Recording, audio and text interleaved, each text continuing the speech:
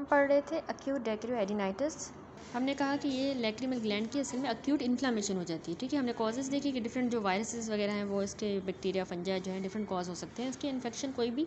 और फिर हमने क्लिनिकल फीचर्स हम देख रहे थे कि इसमें पेन होता है, डिस्कम्फर्ट होती है अपर और outer portion of the orbit में एंड आई में, क्योंकि यहाँ पे तो लैक्रिमल ग्लैंड होता है।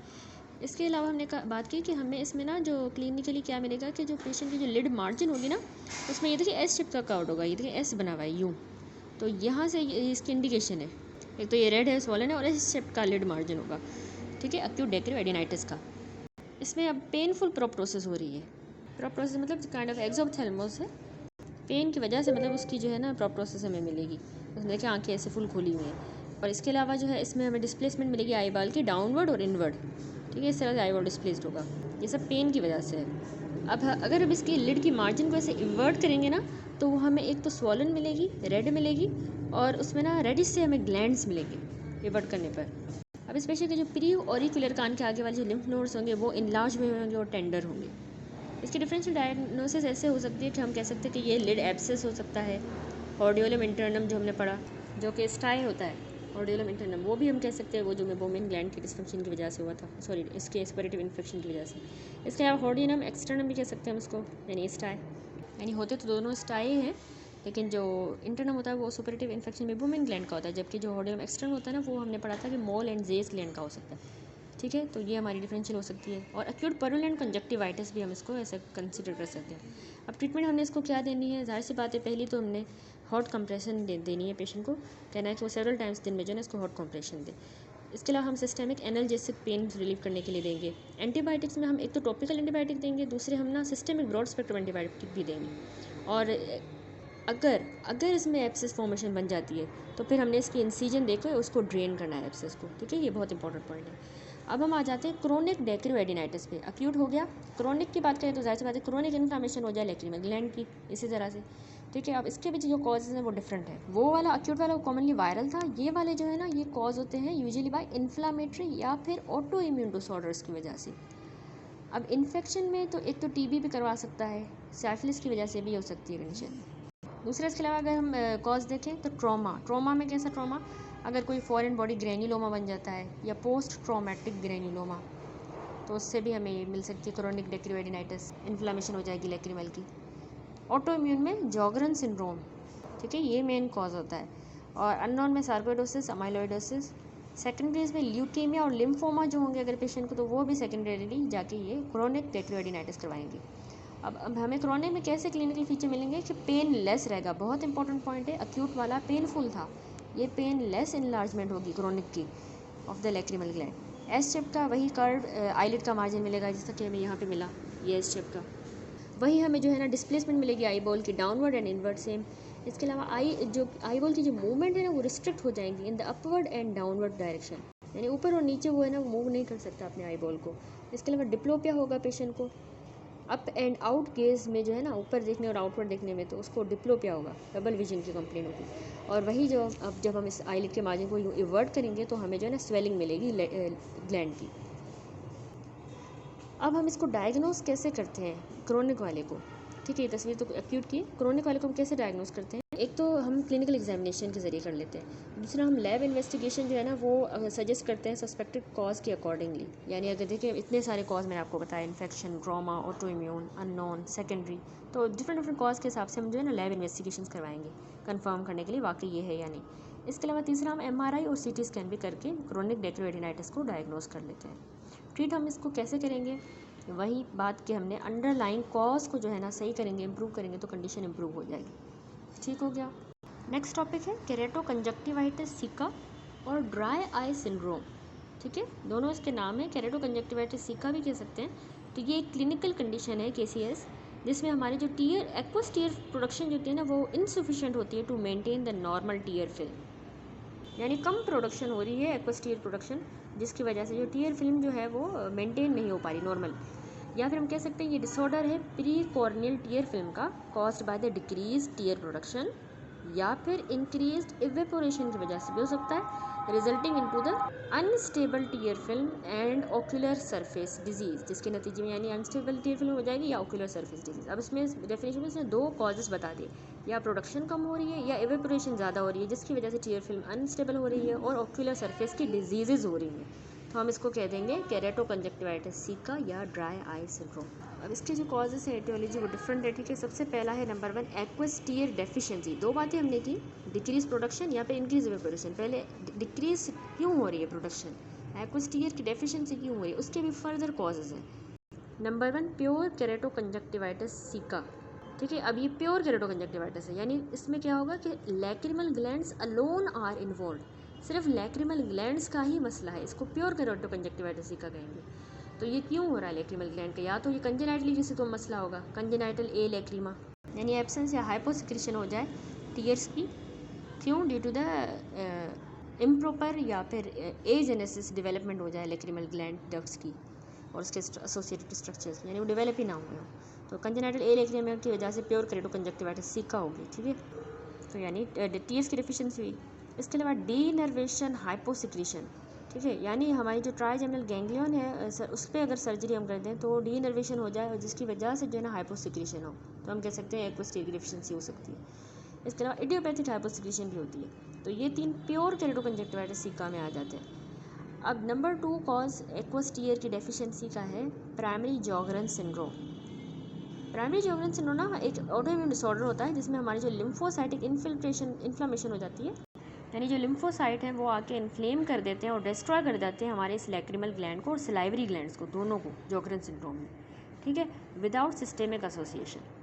बहुत इंपॉर्टेंट सिंड्रोम है जिसमें आके लिम्फोसाइट ये दवाई मचा रहे हैं। इसके अलावा ड्राई आई जो है is associated with dry mouth, क्यों, क्योंकि सलाइवरी ग्लैंड को भी वो डिस्ट्रॉय कर रहे हैं हमारे लिम्फोसाइट, तो इसलिए जीरोस्टोमिया भी होगा ड्राई माउथ।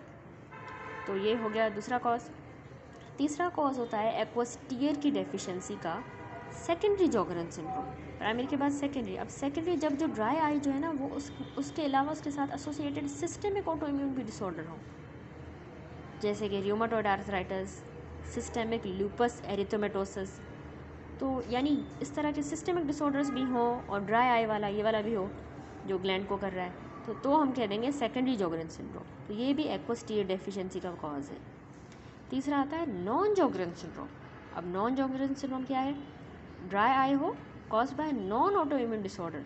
अब इसमें ऑटो इम्यून वाली बात नहीं होगी, तो जैसे क्या हो सकता है, फिर क्यों हो रहा है, ट्रॉमा हो सकता है, ट्रॉमा में केमिकल ट्रॉमा, थर्मल, रेडिएशन, ठीक है, तो ये नॉन जॉगरन सिंड्रोम करवाएंगे। इसके अलावा नॉन ऑटो इम्यून कॉज कौन सा हो सकता है, इन्फेक्शन हो सकता है, जैसे ट्रैकोमा जो कि आई का एक इन्फेक्शन है जो कि क्लेमाइडिया ट्रैकोमेटिस से होता है, तो उसकी वजह से भी नॉन जॉगरन सिंड्रोम हो सकता है। इन्फ्लामेशन में सार्कोइडोसिस और थायराइड ऑफ्थेल्मोपैथी। इसके अलावा नॉन जॉगरन कॉज है हाइपर सेंसिटिविटी, यानी स्टीवन जॉनसन सिंड्रोम हो जाए, ट्यूमर्स में आ जाए तो बिनाइन और मेलिग्नेंट ग्रोथ जो है ना लैक्रिमल ग्लैंड की, तो वो भी हाइपोसिक्रेशन करवाएंगे नॉन जॉगरन सिंड्रोम करवा के और एक्वस टीयर की डेफिशिएंसी करवाते हैं ये ट्यूमर्स। सेकेंडरीज में ल्यूकीमिया एंड लिम्फोमास, ठीक है। अब ये सारे हो गए, ये 4 कॉजेज़ हो गए इसके एक्वस टीयर डेफिशिएंसी के। अब दूसरा जो एटियोलॉजी है वो है इवेपोरेटिव टीयर डिस्फंक्शन है। अब ये इवेपोरेटिव टीयर डिस्फंक्शन जो ना ज़्यादातर कॉमन है मेबोमेन ग्लैंड डिस्फंक्शन में, उसमें बहुत कॉमन है। मेबोमेन ग्लैंड डिस्फंक्शन में कैसे हमने पढ़ा था, मेबोमेन ग्लैंड डिस्फंक्शन जिसको हम पोस्टीरियर ब्लेफराइटिस भी कहते हैं, तो उसमें क्या हो रहा था कि डिफ्यूज़ इन्फ्लेमेशन हो रही थी मेबोमेन ग्लैंड की और हाइपर सिक्रीशन हो रही थी उस ग्लैंड की, तो उस हाइपर सिक्रीशन की वजह से जो ना अब वो इवेपोरेटिव टीयर डिस्फंक्शन भी कराएगा, बहुत ज़्यादा सिक्रीशन होके इवेपोरेट होके और वो ये कंडीशन कॉज करवाएगा जिसके नतीजे में केरेटोकंजक्टिवाइटिस सिका हो जाएगा, ठीक है। तो इस तरह से इसकी पैथोजेनेसिस है। देन अब हम आ जाते हैं केरेटोकंजक्टिवाइटिस सिका या ड्राई आई सिंड्रोम के क्लिनिकल फीचर्स पे। क्लिनिकली हमें जो सिम्टम्स मिलेंगे ना, अर्ली सिम्टम्स होते हैं कि पेशेंट को ना ड्राइनेस की जो है फीलिंग आ रही होती है, आंखों में इरिटेशन हो रही होती है, उसको ऐसे जलन सी बर्निंग महसूस हो रही होती है, फॉरेन बॉडी ऐसे लग रहा है कुछ आंख में चला गया, फॉरेन बॉडी सेंसेशन। अब ये फॉरेन बॉडी सेंसेशन उसकी ना वॉर्स हो जाती है सन में, विंड या फिर गर्म मौसम में, ऐसे लग रहा है कुछ आंख में चला गया, ठीक है। तो ये ड्राई आई सिंड्रोम के सिम्टम्स हैं। Photophobia due to punctate epithelial keratopathy. Photophobia होता है क्या कि सेंसिटिविटी टू लाइट हो जाए, ठीक है। तो क्यों हो रही है, ड्यू टू पंक्टेड एपिथेलियल केरेटोपैथी। ये क्या होता है, ये असल में कॉर्निया की इन्फ्लेमेशन ही होती है जिसमें मतलब स्कैटर्ड फाइन पंक्टेड जो है ना कॉर्नियल एपिथेलियल लॉसेस हो जाते हैं, छोटे छोटे पंक्टेड से वो कॉर्निया मतलब लॉस्ट हो जाती है और एपिथेलियल लॉस होता है या डैमेज हो जाता है। ठीक है, तो उसमें जो है ना फोटोफोबिया होता है, तो उसकी वजह से जो है यानी ड्राई आई हुई है ना, तो उसकी वजह से कॉर्निया लॉस भी हो रही है, सारी सी बात है, वो एक्सपोज हो जाएगी, तो वो जाके आगे फोटोफोबिया करवाएगा। नंबर 3 हमें क्लिनिकल फीचर मिलेगा stringy mucus discharge and transient blurring of the vision, यानी कि बहुत ही स्ट्रिंगी सा हमें जो है ना म्यूकस डिस्चार्ज मिलेगा उसके पेशेंट की आइज़ में, और मतलब ट्रांजिएंट से उसको ब्लरिंग ऑफ विजन की भी कंप्लेन होगी। देन हमें क्या मिलेगा कि पेन जो है वो पेशेंट को वॉस हो जाता है ब्लिंकिंग के दौरान due to the development of the corneal epithelial filaments, ठीक है। अब इतनी ड्राई जो कॉर्निया होगी तो टीयर फिल्म ना होने की वजह से, तो उसमें जो ना कॉर्नियल एपिथेलियल फिलामेंट्स बन जाती हैं, तो अब जब वो ब्लिंक करेगा ना पेशेंट, तो उसके साथ उसकी रगड़ होगी जिसकी वजह से उसको पेन होगा, ब्लिंकिंग तभी ब्लिंकिंग की वजह से मतलब पेन हो रहा है पेशेंट को। अच्छा, साइंस पे आने से पहले मैं आपको बता दूं कि जो यहाँ पे हमने दूसरी इटियोलॉजी पढ़ी थी ड्राई आई सिंड्रोम की, जो कि हमने कहा कि इवेपोरेटिव टीयर डिस्फंक्शन। अब इवेपोरेटिव टीयर डिस्फंक्शन हमने कहा कि मेबोमियन ग्लैंड की डिस्फंक्शन की वजह से कॉमनली होता है। इसके अलावा भी डिफरेंट कॉजेज़ होते हैं। अब जैसे अगर किसी को इवेपोरेशन का प्रॉब्लम हो सकता है, यानी कि उसकी या तो ब्लिंक डायनामिक में कोई प्रॉब्लम है, कोई डिसऑर्डर है, या लिड के एपर्चर कॉन्ग्रुइटी में, ठीक है। अब ब्लिंकिंग में कैसे, अब जैसे कुछ लोग होते हैं वो उनका ब्लिंक रेट जो होता है ना वो लो होता है आंखें झपकने का, तो यानी क्योंकि वो बहुत लंबे समय तक कंप्यूटर यूज़ कर रहे होते हैं, और इसके अलावा भी बाकी कंडीशंस होती हैं जिनमें मतलब वो जल्दी जल्दी ब्लिंक नहीं कर रहे होते हैं। ब्लिंक ना करने की वजह से जो ना इवेपोरेशन हो रही होती है, लॉस हो रहा होता है, ड्राई हो जाती है आई और ड्राई आई सिंड्रोम हो जाता है। इसके अलावा पार्किंसनिज्म में भी ऐसा होता है क्योंकि मसल से अफेक्ट हो जाते हैं उसमें, और प्रोग्रेसिव एक्सटर्नल एप्थेल्मोप्लेजिया में। इसके अलावा लैग ऑफ थैलमोस यानी कि इनकम्प्लीट या प्रॉपर क्लोजर ना हो पाए, आई लिड का बंद ना हो पाए सही से। तो लैग ऑफ थैलमोस क्यों होती है, ज़ाहिर सी बात है फेशियल नर्व सप्लाई करती है, तो फेशियल नर्व पाल्सी में हमें मिलता है, तो उसमें भी जो है ना हमें मिलेगी इवेपोरेटिव डिस्फंक्शन। इसके अलावा किसी को सीवियर प्रोप्टोसिस हो, टोसिस नहीं प्रोप्टोसिस यानी ऑप्थेल्मोस, उसको बहुत ज़्यादा उसकी आंखें खुली हुई हो सीवियर वाली, तो वो बंद नहीं हो पाएंगी, ड्राई हो जाएंगी। इसके अलावा आईलिड स्कारिंग में भी ऐसा होता है, स्कार बन जाता है ना, तो सुकड़ता है, स्टिंग करता है, तो आंखें खुली होंगी, एक्सपोज होंगी, तो ड्राई आई सिंड्रोम होगा, इवेपोरेशन हो जाएगी। इसके अलावा सिम्बलीफेरॉन में क्यों होगा, क्योंकि सिम्बलीफेरॉन हमें पता है कि उसमें क्या होता है, बल्बर और जो पाल्पेब्रल कंजक्टिवा होती है ना, वो आपस में दोनों जो है ना अडेजन, एबनॉर्मल अडेजन बना देती हैं, तो उसकी वजह से भी जो है वो आइज़ ड्राई हो जाती है, और उसमें भी burning sensation, foreign body sensation, ये सब होता है सिम्बलीफेरॉन में, ठीक है। उसका तो वैसे अलग ट्रीटमेंट वगैरह है, सिम्बलीफेरेक्टोमी वगैरह हम करते हैं, लेकिन मतलब वो भी इसका एक कॉज है इवेपोरेटिव में। तीसरा भी इसमें फर्दर कॉज होता है इवेपोरेटिव टीयर डिस्फंक्शन का, तीसरा कॉज है ocular surface related evaporative dry eye. अब ये कब होती है, एलर्जिक आई डिजीज़ में हमें मिलती है। इसके अलावा विटामिन ए की डेफिशिएंसी में भी होता है, ठीक है। और बाकी भी फैक्टर्स हैं जो कि हमारे ओक्यूलर सरफेस को जो है ना अफेक्ट करते हैं, जैसे कि ट्रॉपिकल ड्रग्स हम देते हैं जब, प्रेजर्वेटिव्स, कॉन्टैक्ट लेंस पहनने में, ओक्यूलर सरफेस एलर्जिक डिजीज़ हो जाए या स्कारिंग के डिसऑर्डर हो जाए, तो यानी ओक्यूलर सरफेस से रिलेटेड है ना, तो ये भी इवेपोरेशन करवा के और ड्राई आई सिंड्रोम करवा सकते हैं, ठीक है। अब आते हैं हम साइंस पे, तो हमें साइंस क्या मिलेंगे, ठीक है। Posterior blepharitis with Meibomian gland dysfunction is often present, तो हमने डिफरेंट टाइप्स पढ़ी थी, एक एंटीरियर, दूसरी पोस्टीरियर ब्लेफराइटिस, वो हमें मिलेगी पोस्टीरियर वाली विथ मेबोमियन ग्लैंड डिसफंक्शन, ठीक है। दूसरा साइन है कि हमें रिड्यूस्ड वॉल्यूम ऑफ टीयर्स मिलेगा in the marginal tear strip and thinning of the pre corneal tear film, यानी जो मार्जिनल जो टीयर स्ट्रिप होती है ना वो हमें रिड्यूस मिलेगी, उसकी नॉर्मल हाइट कितनी होती है 1 मिलीमीटर होती है, तो वो हमें यहाँ पे रिड्यूस मिलेगी, ये भी एक इसका साइन है, ठीक है। इससे हमें जो है ना वॉल्यूम ऑफ द टीयर्स का आइडिया मिलता है, तो वो हमें रिड्यूस मिलेगी, and thinning of the pre corneal tear film, ठीक है, थिन हो जाएगी। देन है presence of the mucus strands and debris in the conjunctiva, इसमें क्या होता है कि जो है ना कंजक्टाइवा में हमें डेब्रिस वगैरह मिलेगी, ठीक है, क्योंकि वो जाहिर सी बात है एक्सपोज है, इसके अलावा ड्राई हो रही है इतनी, तो वो हमें एक लस्टरलेस नज़र आएगी कंजक्टाइवा, और माइल्डली कंजेस्टेड भी नज़र आएगी, ठीक है, क्योंकि वो एक्सपोज है, तो वो उसमें इन्फ्लामेशन वगैरह हो सकती है, और वो हमें कंजेस्टेड मिलेगी कंजक्टाइवा।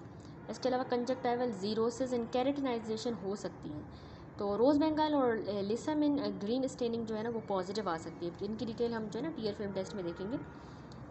देन है हमें पंक्टेड एपिथेलियल इरोजन मिल सकती है, ये मैंने आपको बताया कि पंक्टेड छोटे छोटे से जो है ना इरोजन हो जाती है कॉर्निया की, ठीक है, ये कॉर्निया के साइन है ये, इसमें हमें ये मिलेंगे पंक्टेड एपिथेलियल इरोजन, फिलामेंट्स मिल सकती हैं और म्यूकस प्लैक्स मिल सकते हैं। कॉर्निया मतलब उसमें भी लस्टर नहीं रहेगा, वो लूज़ हो चुका होगा। वाइटल साइंस, फ्लोरोसेंट और जो रोज़ बेंगाल है या लिसामिन ग्रीन, तो वो डीलिनिएट कर सकते हैं अबव लेशंस को। कॉर्नियल फिलामेंट्स कह रहा है कि mucus strands lined with epithelium attach to one end of the corneal surface. ठीक है, कॉर्निया मतलब ऐसे फिलामेंट्स की फॉर्म में आ जाएगी और एक साइड से वो मतलब कॉर्निया के साथ अटैच होंगी फिलामेंट्स। अब देखिए फिगर भी देखें तो इसमें कॉर्नियल फिलामेंट्स नज़र आ रही है जो कि डाई से हमें नज़र आ रही है फ्लोरोसेंस से। तो ये इस तरफ से अटैच हुई है, दूसरा यूँ ही लूज एंड है, तो ये कॉर्नियल फिलामेंट्स बन जाती है। ये साइन होता है इसका ड्राई आई सिंड्रोम का। अब हम डायग्नोसिस कैसे बनाएंगे, कैसे करेंगे, तो ये डायग्नोसिस की जो ना डिपेंड करती है दो चीज़ों पे। एक तो क्लिनिकल साइंस पे डिपेंड करती है, दूसरा स्पेशल टेस्ट हम परफॉर्म करते हैं। क्लिनिकल साइंस में हमें क्या मिलेगा कि मार्जिनल टीयर स्ट्रिप मैंने बताया आपको, वो हमें डिक्रीज मिलेगी, जो कि इसकी नॉर्मल हाइट होती है 1 मिलीमीटर। तो इसकी डिटेल हम जो ना श्रिमर टेस्ट देखेंगे ना आगे, उसमें आपको समझ आ जाएगा कि मतलब मार्जिनल टीयर स्ट्रिप जो है वो कैसे डिक्रीज मिलेगी, वो क्या होता है टेस्ट। तो वो मतलब हमें से कम मिलेगी। इंक्रीज म्यूकस प्रोडक्ट्स हमें मिलेंगे क्लिनिकल साइंस पे। ठीक है, स्टिकी सा हमें जो है ना आंखों में पेशेंट में म्यूकस मिलेगा। और कॉर्नियल फिलामेंट्स जो मैंने अभी आपको बताई, डाई से जो हम फ्लोरोसेंस से भी चेक करते हैं, तो वो हमें मतलब कॉर्नियल फिलामेंट्स नज़र आएंगे। तो ये 3 मेन होते हैं इसके क्लिनिकल साइन। अब स्पेशल टेस्ट कैसे हम करते हैं, एक होता है हमारे पास tear film breakup time, BUT। अब ये टाइम होता है, वो टाइम होता है जो रिक्वायर्ड होता है for the tear film to break up following a blink, यानी ब्लिंक करने के बाद उसको टीयर फिल्म को जितना टाइम मिले कि वो ब्रेक करे, यानी टीयर फिल्म जो है ना वो टूटे। जो नॉर्मल कितना होता है टीयर फिल्म के ब्रेकअप का टाइम, वो 15 से 20 सेकंड में हो जाता है। जब ड्राई आई हो जाती है ना तो ये रिड्यूस हो जाता है टू लेस देन 10 सेकंड। अब इसमें इसकी डिटेल नहीं लिखी हुई, लेकिन मैं आपको बता देती हूँ कि ये कैसे होता है। कि मतलब हम जो इंटरवल होता है ना between a complete blink and the appearance of first randomly distributed dry spot on the cornea, वो टाइम हम नोट करते हैं। एक बार पेशेंट ने सही तरीके से आंख झपकी और उसके बाद जब उसने आंख खोली तो जो कोई कहीं पे भी पूरी कॉर्निया में हमें कोई भी एक ड्राई स्पॉट ज़रा सा भी नज़र आ गया, तो उसके अपीयर होने तक का जितना टाइम होता है ना, इस टाइम को हम कहते हैं टीयर फिल्म ब्रेकअप टाइम। यानी जाहिर सी बात है उसमें वो टीयर फिल्म टूटी है और फिर वो ड्राई हुआ है, वो स्पॉट जाके नज़र आया। तो 15-20 सेकंड लगते हैं उसको ड्राई होने में और फिर वो स्पॉट नज़र आता है नॉर्मली। लेकिन जब ड्राई हो गया है तो वो जल्दी आ जाएगा स्पॉट, क्योंकि वो 10 सेकंड में आ जाएंगे क्योंकि वो ड्राई है। ठीक है, अब इसको हम नोट कैसे करते हैं, हम क्या करते हैं कि फ्लोरोसेंट को ना इंस्टिल करते हैं आँख में, और फिर कोबाल्ट ब्लू लाइट जो होती है ना स्लिट लैम्प की, उसकी मदद से हम इसको देखते हैं। ये सारा ये टेस्ट करते हैं। और नॉर्मल रेंज मैंने आपको बताई यही 15 से 20 या 35 सेकंड होती है, और इससे अगर कम होगी तो हम कहेंगे कि ये अनस्टेबल टीयर फिल्म है। 10 सेकंड से अगर कम होगी, ठीक हो गया। दूसरी होती है टेस्ट हमारे पास एपिथेलियल स्टेनिंग। एपिथेलियल स्टेनिंग में हम क्या करते हैं कि फ्लोरेसेंट जो है ना वो स्टेन करता है हमारे कॉर्नियल और कंजक्टाइवल एपिथेलियल को। ठीक है, रोज़ बेंगाल स्टेनिंग में हम जो है mild cases of dry eyes detect करते हैं more easily with rose Bengal than the fluorescent, जो माइल्ड वाले केसेस हैं ज़्यादातर रोज़ बेंगाल। अब इसमें क्या स्टेन होता है, डेड और जो डीवाइटलाइज्ड एपिथेलियल सेल्स होते हैं वो, और म्यूकस और कॉर्नियल जो फिलामेंट्स मैंने आपको दिखाई, ये सारी रोज़ बेंगाल से होती हैं। और लिसामिन ग्रीन जो मैंने आपको बताई, तो ये जो है ना सिमिलर फैशन में स्टेन करती है रोज़ बेंगाल की तरह, लेकिन जो है ना इसमें इरिटेशन कम होगी और इसको लिसामिन ग्रीन को हम ज़्यादा प्रेफर करते हैं। ठीक हो गया, तो ये सब एपिथेलियल स्टेनिंग्स हैं। देन आ जाता है हमारे पास श्रिमर टेस्ट। श्रिमर टेस्ट बहुत ही यूज़फुल होता है जब माइल्ड केसेस जो है ना केरेटोकंजक्टिवाइटिस सीका के, उनको डिटेक्ट करने के लिए बहुत ही अच्छा टेस्ट है ये श्रिमर टेस्ट। इसको हम परफॉर्म करने से जो है ना पहले हम क्या करते हैं, एक टॉपिकल एनेस्थीसिया लगा देते हैं। इसको हम एनेस्थीसिया दे के भी कर सकते हैं एंड विदाउट एनेस्थीसिया आप कर सकते हैं। इसमें जो है कह रहा है कि वेटमिन जो फिल्टर पेपर होता है ना, उसकी जो टिप है उसका साइज़ होना चाहिए 5x35 is folded and placed in the conjunctiva में रखेंगे और फिर उसको जो ना गीला होने देंगे। अब उसको नोट करेंगे हम 5 मिनट के लिए। ड्राई आई जब होगी तो वो हमें 6 mm या लेस जो है ना मिलेगी उसकी जो वेटिंग। हम पेशेंट को कहेंगे कि अपनी आंखों को जो है ना जेंटली बंद करें। 5 मिनट के बाद हम फिल्टर पेपर को रिमूव करेंगे और अमाउंट ऑफ वेटिंग जो है ना उस फोल्ड से, जो फोल्ड हमने किया उस फोल्ड से हम कितना वेट हुआ है वो मेजर करेंगे 5 मिनट बाद। अब waiting of the paper less than 10 mm without anaesthesia या फिर less than 6 mm with anaesthesia is considered एब नॉर्मल। इससे कम ना हो, एनेस्थीसिया दे के किया तो 10 से कम ना हो, नहीं देखिए गया, और अगर एनेस्थीसिया दिया है तो हमें 6 mm से कम ना मिले, कम मिली तो मतलब एबनॉर्मल फाइंडिंग है।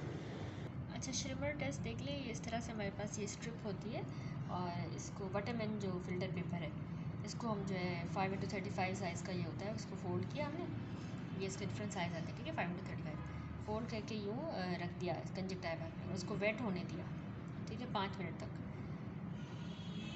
ड्राई आई में जो है ये 6 mm या उससे कम हो जाती है इसकी वेटिंग, लेकिन इसमें जो है कि नॉर्मली कितनी होगी, नॉर्मली हमारे पास उससे ज़्यादा होगी। तो ये हमने फिर इसको मेजर किया वेटिंग कितनी हुई है और इस हिसाब से हमें पता चल जाए। हमने कहा कि अगर हमें 10 mm से जो है एनेस्थीसिया दे के किया है तो हमें जो है वो 6 mm से कम ना मिले, एनेस्थीसिया नहीं दिया तो हमें 10 mm से कम ना मिले वो रीडिंग, ठीक है।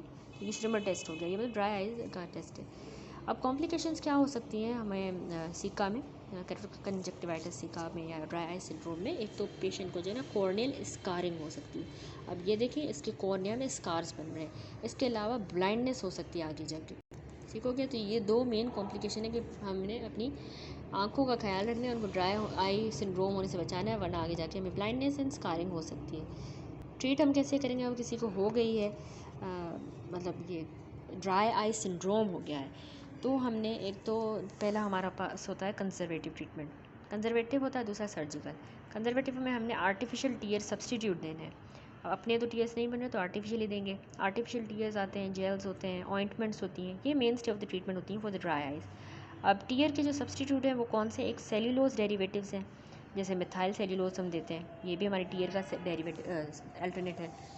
दूसरा हमारे पास polyvinyl alcohol and sodium hyaluronate, ये भी alternate, and petroleum mineral oil जैसे कि लैक्रील्यूब आई जेल, ठीक है, ये भी बहुत हेल्पफुल होती है। ये आ गए हमारे पास आर्टिफिशियल टीयर के सब्सटीट्यूट। दूसरा हम क्या कर सकते हैं कंजर्वेटिव में, ऑटोलोगस सीरम दे सकते हैं, यानी ये हम जो है ना यूज़ कर सकते हैं as a eye drop for severely dry eyes.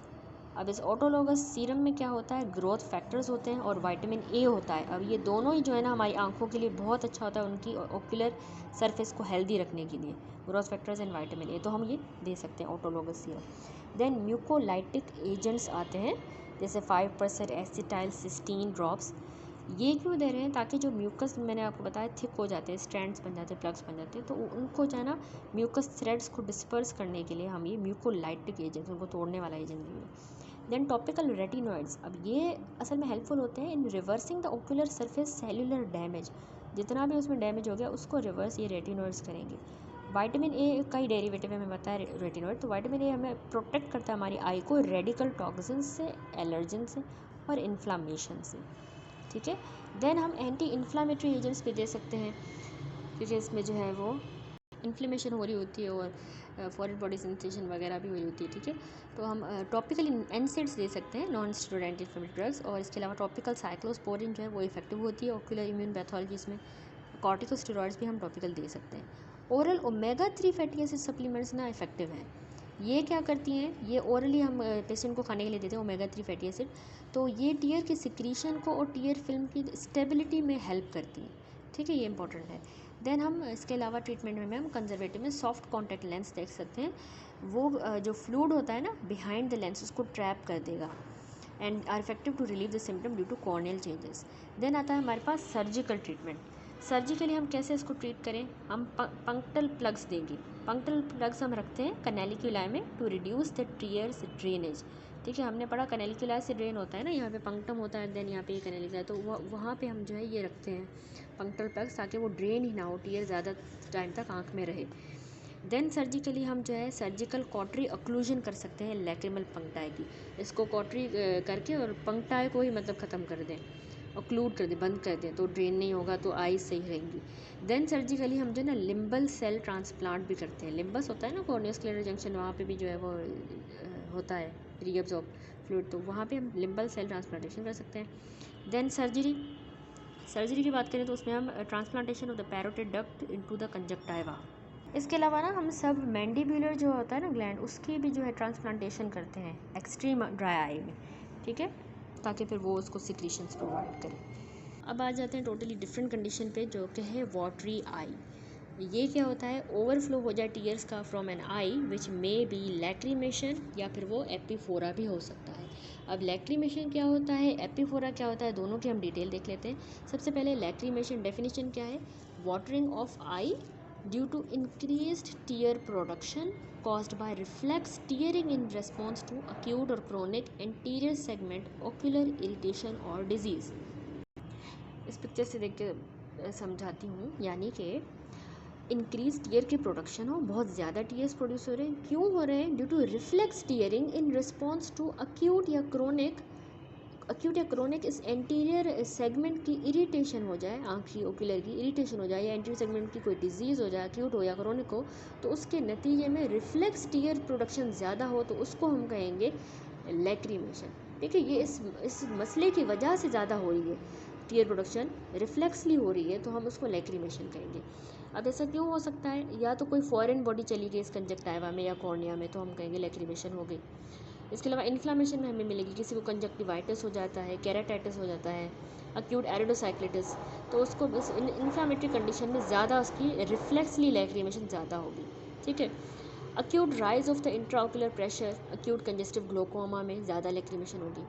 Abnormal regeneration after the 7th nerve paralysis में result in tearing during eating, जिसको हम क्रोकोडाइल टीयर्स कहते हैं। ठीक है, जो हमारे पास होता है फ्रेज सिंड्रोम भी हम कहते हैं। उसमें ऐसा होता है कि 7th हमारी फेशियल नर्व जो है वो उसकी पालसी हो गई, पैरालिसिस हो गई, या मतलब कट हो गई, सेक्शन हो गई, तो जब उस रीजनरेट करेगी ना तो उसके कुछ फाइबर्स जो है वो चले जाते हैं हमारे ऑरिकुलो टेम्पोरल नर्व में चले जाते हैं। ठीक है, जो पैरोटिड वगैरह को भी सप्लाई करती है। तो उसके नतीजे में अब क्या होगा कि जब वो पेशेंट खाएगा या उसको इवन खुशबू भी आएगी खाने की, तो उसकी जो है पैरोटिड पे और उस पे फेस पे स्वेटिंग होगी और आंखों से आंसू भी आएंगे। उन आंसुओं को हम कहते हैं क्रोकोडाइल टीयर्स। तो वो भी मतलब रिफ्लेक्स लैक्रीमेशन ही है, तो ये भी एक कॉज है। ठीक है, इसके अलावा देन है pseudo bulbar palsy. Pseudo bulbar palsy ये एक जो है अपर मोटर लेजन होती है, जो कि बायलेटरल जो है डिस्टर्बेंस हो जाए कॉर्टिको बल्बर ट्रैक्स में। ठीक है, तो उसमें हमें डिसआर्थ्रिया होता है पेशेंट को, डिस्फेजिया, फेशियल और टंग की वीकनेस। इसके अलावा लैक्रीमेशन भी इसको होगी, ठीक है, क्योंकि ये मोटर होते हैं हमारे फाइबर्स वो आ रहे होते हैं उनके पाल्सी में। देन हाइपरथायरॉइडिज्म भी बहुत ज़्यादा लैक्रीमेशन करवाता है। एंड इसके अलावा जब कोलिनर्जिक स्टिमुलेशन हो जाए, हमने पढ़ा हुआ है, तो लैक्रीमेशन होगी। एंड साइकिक स्टिमुलेशन जैसे हैप्पीनेस में और सौरो में, तो उससे भी होगी, इमोशनल स्टेट्स में। ठीक है, इसके अलावा हिस्टेरिकल लैक्रीमेशन भी होती है और वॉलंटरी लैक्रीमेशन